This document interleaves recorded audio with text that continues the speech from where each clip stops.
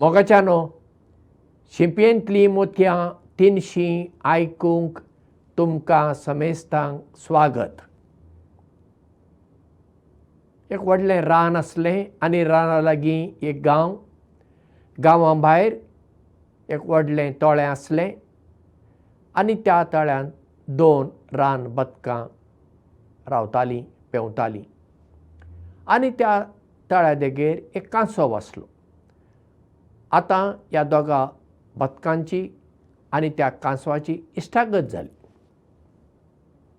आनी ती बरे भशेन आसली. गीम आयलो आनी तळ्यांतलें उदक उणें उणें जायत जालें. आतां ह्या बदकांक उदक जाय. आतां ह्या बदकांनी थारायलें आतां हें तळें आमी सोडुया आनी पयस उदक आसा थंय आमी वचुया. आनी तांणी कांसवाक ही गजाल सांगली. तेन्ना कांसव म्हणालो, हांवूय तुमचे बरोबर येतां, तुमी म्हाका व्हरात. बदकांनी म्हणलें, आमच्यान तुका कशें व्हरूं येता. तेन्ना कांसव तांकां म्हणटा, हांव तुमकां एक उपाय सांगतां. तुमी दोगां तुमच्या तोंडान एक घट बडी धरात आनी ते बडयेक हांव म्हज्या तोंडान उमकळटां आनी तुमी उपतात न्ही, तुमी म्हाका व्हरात. आनी जंय तुमी वेतात थंय हांवूय येतां. बदकांनी म्हणलें, हां बरें, तुजो उपाय बरो आसा. दुसऱ्या दिसा बदकांनी एक बरी बडी आपल्या तोंडान घेतली आनी ते बडयेक मदेगांत कांसवान घांस मारलो आनी बदकां उबूंक लागलीं. तांचे बरोबर कांसव वेता.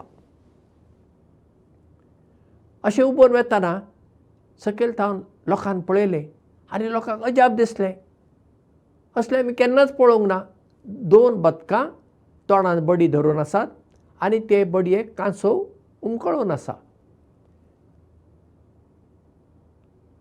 लोकांनी म्हणलें, हो उपाय हांकां कोणें सांगलो काय? एकदम बरो उपाय. तेन्ना कांसव म्हणटा, हो उपाय हांवें सांगलो. अशें ताणें सांगतना तोंड उगडलें आनी तो सकयल खडपाचेर पडलो आनी ताचे कर्टे फुटून तो मेलो. कांसवान तोंड धांपून ओगो रावंक जाय आसलें. ताका दिसलें, आतां म्हाका उबारून व्हरतात, हातूंत सगळें जैत म्हजें. हांवें हो उपाय सुचयल्लो अशें ताका दिसलें. उपाय ताणें सुचयल्लो खरो, पूण ताणें सांगतना कितें जालें, तोंड उगडलें आनी तो सकयल पडलो आनी मेलो. आमच्या जिवितांत अशें घडटा. जायते फावटी आमी म्हाका लागून हें जालें, हांवें हें केलें, अशें हांव हाचेर आमी म्हत्व दिता. आमी विसरता आमच्या जैतान जायते फावटी दुसऱ्यांचो वांटो आसा. देखीक पळया, एक क्रिकेट खेळ घेया. क्रिकेट खेळांत जेन्ना जैत मेळटा तें खंयच्या एका खेळगड्याचें आसना. थंयसर बॉलिंग करपी आसात, बॅटींग करपी आसात, विकेट किपर आसा, फिल्डिंग करपी आसा, सगळे आसात न्ही. ते सगळे मेळून एक क्रिकेट टीम एक मॅच जिखता वा हारता. तशेंच फुटबॉल, बास्केटबॉल हे सगळे जम्यांनी खेळचे खेळ. थंयसर जैत एका मनशाक लागून जायच ना. फुटबॉलान पळया, कोणें गोल मारलो खरो, पूण गोल थंय मारलो ताका कोणें तरी बॉल पास केला न्ही, देखून तो गोल मारूंक पावलो. ह्या पोंतारसून त्या पोंता वरेन तो बॉल घेवन गेलो आनी ताणें गोल मारलो अशें जाता? अशें जायना. म्हणजे सगळीं जेन्ना एकठांय येता तेन्ना जैत मेळटा आनी जैतान ती वांटेकारी जाता. तें जैत एकल्याचें न्हय.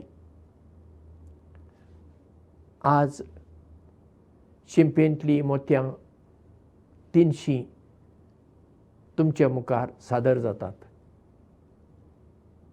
हें जैत म्हज्या एकल्याचें न्हय. बरें, ताजे विशीं हांव चिंतां, तें सादर करतां खरें, पूण थंय एक टीम आसा. रेकॉर्डिंग करपी आसात, एडिटींग करपी आसात, लायटिंगाचें पळोवपी आसात, आनी हेर ज्यो तांत्रीक गजाली आसात ते सगळे पळोवपी मनशां आसात. आमी सगळीं हांगा CCR टीव्हींत एकठांय मेळून शिंपयेंतलीं मोतयां तुमचे मुखार आमी सादर करता. हातूंत जैत कोणाचेंय एकल्याचें न्हय, हें जैत सगळ्यांचें. असलें चिंतप आमी घेवंक आसा. हांव जर म्हजेरूच म्हजें लक्ष केंद्रीत करतां, हांव कांय पावलां फुडें वचूंक शकतां, पूण चड वेळ न्हय, चड काळ न्हय, म्हाका दुसऱ्यांची गरज आसा. जेन्ना आमी एका पंगडांत, एका गटांत वावर करता, थंयसर तो वावर चड बरो जावं येता. कित्याक खूब जाणांची तकल्यो मागीर काम करूंक लागतात, खूब जाणांच्या देण्यांचो वापर जाता आनी वावर एकदम बरो जाता. तर आमी पंगडांनी, गटांनी, सांगाता मेळून वावर करून जैत जोडपी मनशां जावया. देव बरें करूं आनी मोग आसूं.